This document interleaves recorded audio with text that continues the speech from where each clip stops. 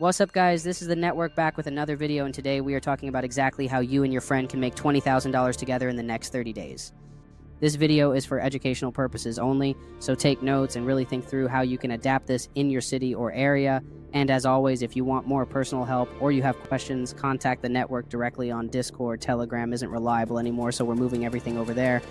Now let's jump straight into it. I want you to actually pause this video right now and think about the friend you're going to do this with. Send them this video and tell them, listen, we're about to get paid together because you're going to need 2 people for this to run smoothly. You can technically do it alone, but you're going to work twice as hard, and the follow-up will eat you alive. So this is why we split the roles.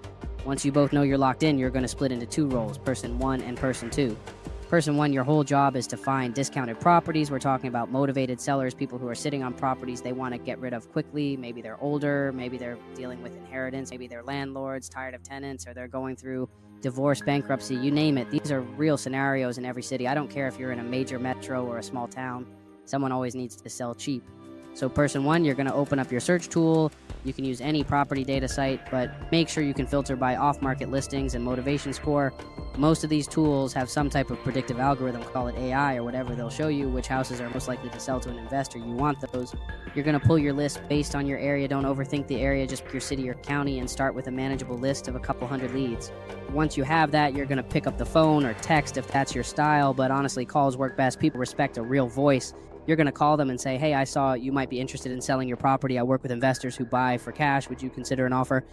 This isn't fancy. This isn't slick sales. It's just direct. You're not lying. You're offering to buy it or get them an investor who will, once they say yes, you need to know your offer. You're not going to offer a retail price. That's the whole point. You're going to look at whatever the online value says. I don't care if it's Zillow or your data source. You're going to offer around 60% of that value. So if Zillow says it's worth $400,000, you're going to offer around $240,000. Maybe give yourself a little wiggle room, but stay strict because your entire profit margin is based on buying low. Don't worry about paying that full price, yet you're not actually buying it up front. You're getting it under contract with an assignable contract that gives you an inspection period. We'll get to that in a second. While you're doing all this, person 2 is doing their part. Person 2, your job is to build the buyer's list. You're going to go to the same property data site, but this time you're going to switch from off-market to all properties. You want to pull cash buyers, people who have actually bought properties with cash in the last 12 months in your area. These are your investors, these are your flippers, landlords, people looking for inventory. They don't mess around with financing. They want deals fast. You're going to pull their info. You'll get their names, addresses, sometimes even emails or phone numbers. Your whole job is to reach out and build a short list of active buyers who will actually buy your deal when you find it. Call them, email them, whatever works. Say, hey, I'm reaching out because I'm going to have a couple off-market deals in your area over the next few weeks. Wanted to see if you're actively buying right now. So what's your price range? What type of property are you looking for? What condition do you prefer?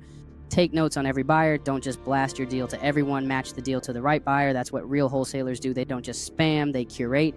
Now here's where it comes together. Person 1, you're going to get a seller to agree to your price. Let's say, for example, they say yes to $247,500.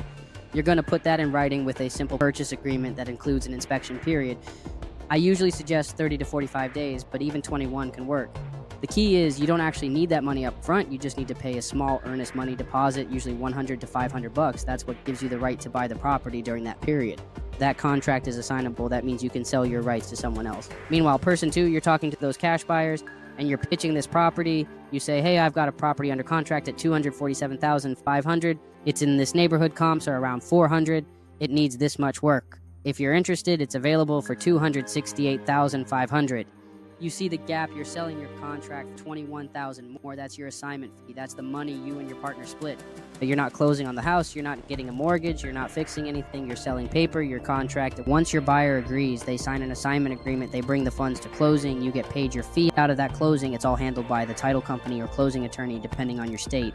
Real example, I did this exact thing. I called a seller, got them to agree to $247,500, put down a $100 earnest money deposit, got a 35-day inspection period, found a cash buyer who loved the area, and the price sold the contract for $268,500 at closing. I walked away with $21,000 in my account. This is legal. It's used all over the country. It's literally how most investors get their deals because they don't want to do all that calling themselves. They'd rather pay you for finding it. A lot of people overcomplicate this.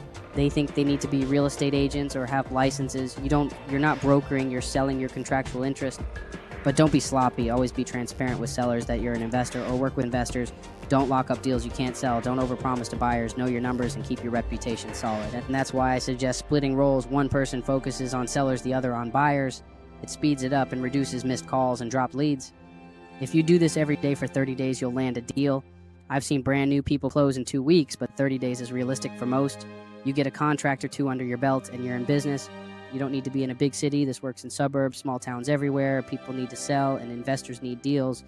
You can even expand this beyond your local market. Once you get good, you can virtually wholesale in other states if you're willing to put in the work. So that's the play. Find a friend, split into seller side and buyer side, stay organized, follow up like crazy, and close your assignment deals. Again, this is for educational purposes only. Do your own research on local laws. Some states have extra disclosure rules. Always use a solid contract and a reputable title company or attorney. So before we wrap this up, I want to leave you with why this topic even matters here on the network, because everything we talk about, credit sweeps, CPN profiles, business credit setups, liquidation strategies, trade lines, all of it is meant to put you in a position to access real money.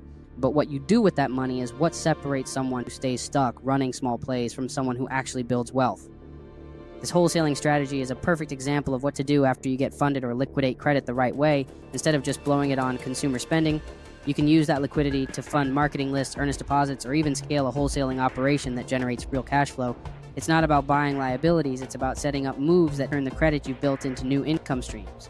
Because at the end of the day, credit is just leverage, and if you don't have a plan to multiply the money you pull, you're always going to end up back at square one, chasing the next approval or the next sweep. This is why we share this here on the network, so you don't just learn how to access money, but also how to use it the right way to create bigger opportunities and keep growing your options. So if you want more guidance on how to connect credit plays to real investment strategies, reach out to the network on Discord. That's where you'll find us, and that's where we help you plan the next level moves that actually change your situation. Like if you want my help setting up your entire wholesaling system, scripts, contracts, follow-up strategies, or if you want to get access to the exact methods we use, hit me up on Discord. That's where we do all of our coaching and support. Now Telegram's just too unreliable. Thanks for watching. This is the network. I'll catch you in the next one.